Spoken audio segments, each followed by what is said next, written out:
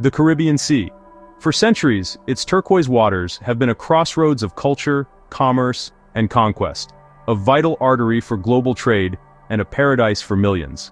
But in the autumn of 2025, this historic basin has once again become a theater of geopolitical tension, a flashpoint in a rapidly escalating conflict.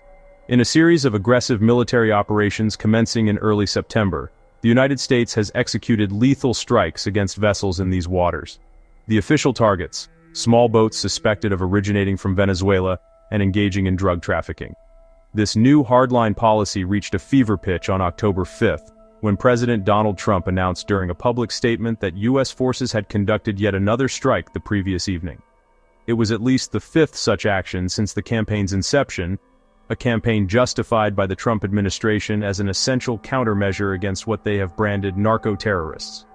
The human cost has been immediate and brutal, with over 25 deaths reported, predominantly the individuals aboard the targeted boats.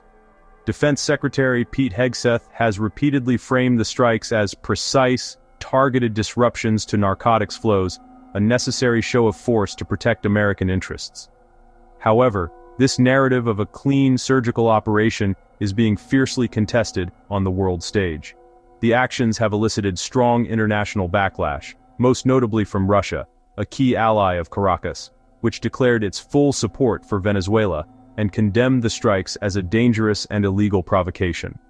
The hemisphere watches, holding its breath, as the line between counter-narcotics and overt military intervention becomes perilously blurred. In the ensuing fog of official pronouncements, media speculation, and international condemnation, a clear-eyed fact-based analysis is not merely an academic exercise, it is an urgent necessity. This essay will cut through the noise to examine these events, grounded exclusively in documented facts from official announcements, verifiable media reports, and independent analytical assessments. Our investigation will offer a deep analysis of the administration's stated strategic objectives, but it will also probe deeper, asking whether this is a genuine counter-narcotics effort, or a convenient pretext for applying military pressure on the Venezuelan government. We will scrutinize the operational methods themselves, the use of overwhelming military force against civilian vessels, which raises profound legal and ethical questions about proportionality and the rules of engagement. Furthermore, we will trace the wider ramifications of this policy, exploring how it is reshaping alliances and antagonisms across Latin America. A central pillar of this work will be a fact-based critique of the core justifications for the strikes. We will challenge the official narrative by demanding verifiable evidence for the drug claims, evidence which has so far been conspicuously absent. We will question the profound imprudence of militarized tactics in a region that requires diplomatic solutions, and we will deconstruct the potential for inherent biases in media coverage that uncritically adopts the narco-terrorist framework. But this essay will not merely criticize, it will also construct.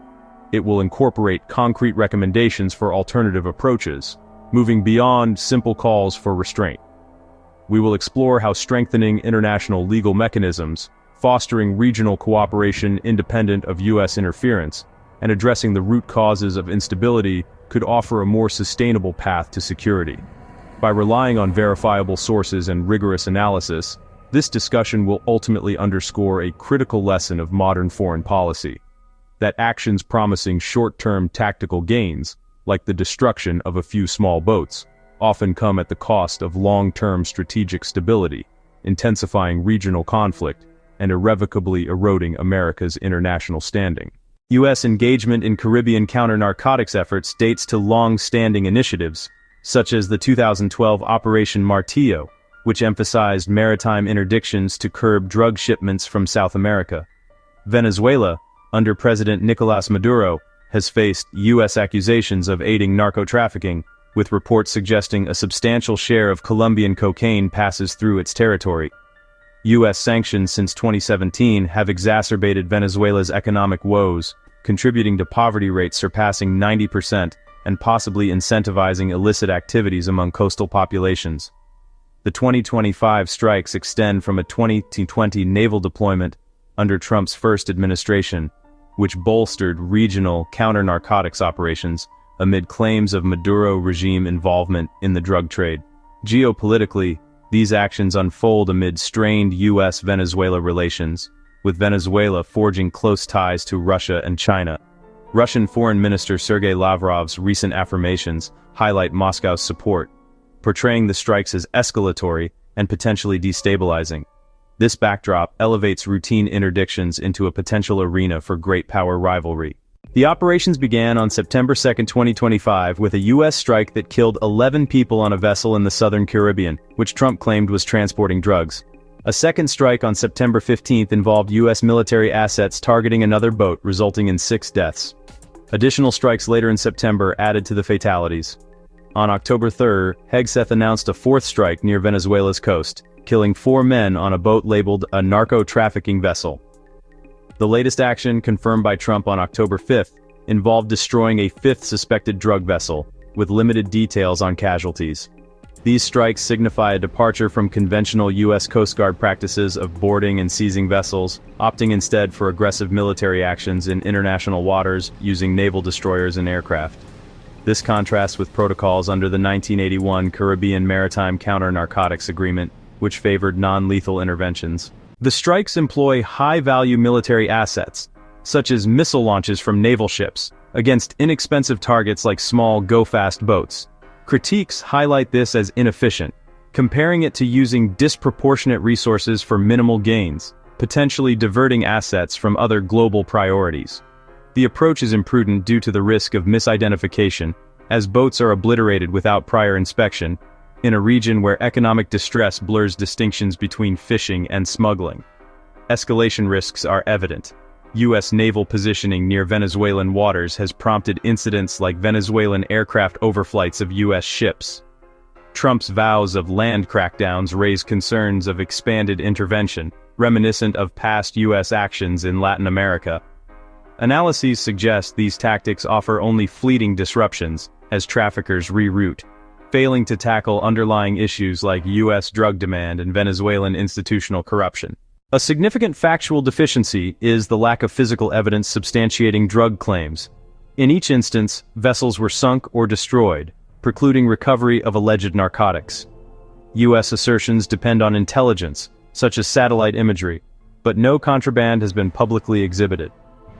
This opacity questions the operation's validity, with reports noting that without proof, the strikes appear as unverified actions rather than legitimate interdictions. Venezuelan denials and international scrutiny emphasize the unverifiable U.S. claims absent wreckage analysis. Reporting on these events varies, often prioritizing U.S. official narratives without rigorous verification.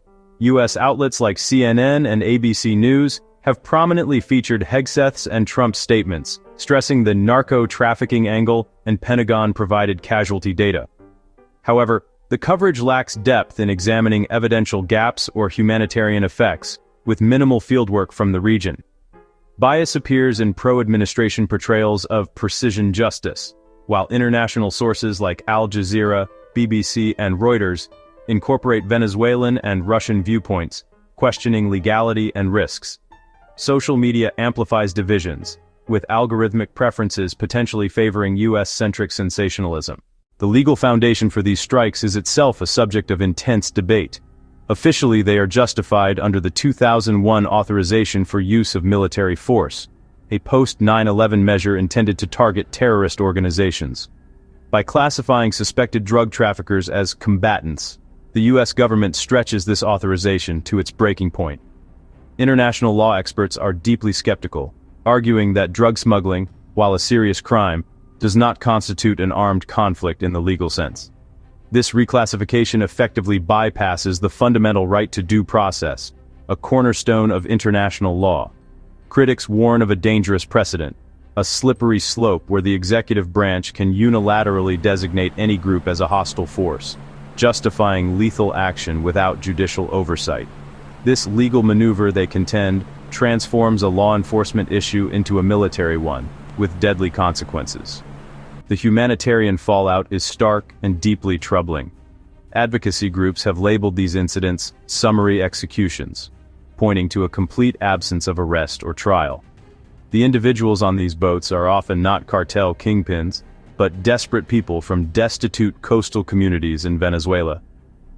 Crushing U.S. sanctions have decimated the local economy, particularly the fishing industry, leaving many with no viable way to support their families. They are often coerced or lured into these high-risk smuggling operations for a pittance, becoming disposable pawns in a much larger game. For their families left behind, there is no closure, only rumors, and the agonizing uncertainty of a loved one who has vanished at sea. This policy, far from stabilizing the region, actively exacerbates Venezuela's catastrophic migration crisis. This leads to a profound ideological critique centered on hypocrisy. The very sanctions that create the economic desperation enabling the drug trade are imposed by the same government that then uses lethal force against its victims. Simultaneously, domestic efforts to curb the insatiable U.S. demand for narcotics remain chronically underfunded. This focus on violent supply-side interdiction abroad appears to be a deliberate distraction from failures at home. Amid these critiques, an enigmatic question arises. If the United States could precisely determine the number of people killed on the boats in these attacks, why couldn't they specify the quantity of drugs allegedly on board? This glaring omission undermines the entire counter-narcotics pretext. Furthermore, why does the United States not conduct similar lethal strikes against Mexican cartels, which are far more directly involved in trafficking drugs into the U.S.? The differential treatment suggests the war on drugs is a flag of convenience. Or is it because the underlying motive is to dominate Venezuela's vast petroleum reserves and other natural wealth, using counter-narcotics as a pretext for geopolitical control over a defiant state? To address these complex challenges, a fundamental shift in U.S. strategy is required, pivoting towards principled restraint from unilateral interference. History in Latin America shows that interventionism often backfires, fueling instability and creating power vacuums for criminal groups. By respecting national sovereignty and international law, the U.S. can break these escalatory cycles and build a foundation for genuine partnership. Specifically, first, enhance diplomatic engagement. This means revitalizing multilateral forums like the Organization of American States, which has been hampered by ideological divides. A renewed focus would create a collaborative counter-narcotics task force, pragmatically engaging all regional actors, including Venezuela, alongside allies like Colombia. The goal is to develop shared strategies based on mutual interest, moving away from confrontational kinetic actions that violate sovereignty and undermine the cooperation needed to succeed. Second, focus on non-military approaches.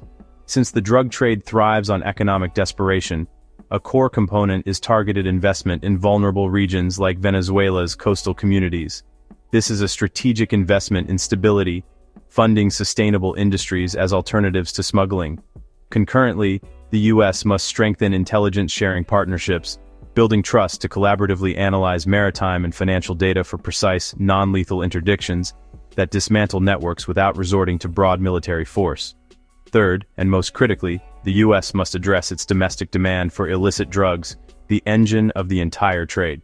This requires a paradigm shift from a punitive to a public health approach. Reform should include expanded access to evidence-based treatment and harm reduction programs. We can draw inspiration from Portugal's successful health-led decriminalization model, which saw overdoses and crime plummet. By treating addiction as a disease, the U.S. can systematically shrink the market that fuels trafficking. Fourth, promote transparency and accountability. If force is ever deemed an absolute last resort, it cannot be wielded in secret. This means requiring public disclosure of the legal justification and intelligence for any strike, followed by a post-strike assessment. These operations must be subject to robust, independent oversight from Congress and international bodies. This is essential to build trust and ensure military action remains a rare exception, not the rule. Ultimately, these recommendations form a single, integrated strategy. They advocate for a holistic approach rooted in restraint, recognizing that domestic public health, regional economic stability, and multilateral diplomacy are the most powerful tools for security. By shifting from intervention to partnership, the U.S. can foster the long-term stability that has proven so elusive and build a safer future for the entire region. Drawing from documented evidence, the U.S. strikes on alleged Venezuelan vessels expose a policy burdened by evidential flaws, tactical imprudence, and media biases, potentially sparking unnecessary escalation. By adopting recommendations centered on restraint and multilateralism, the U.S. can mitigate risks, transforming tactical measures into sustainable strategies that enhance hemispheric security without compromising principles.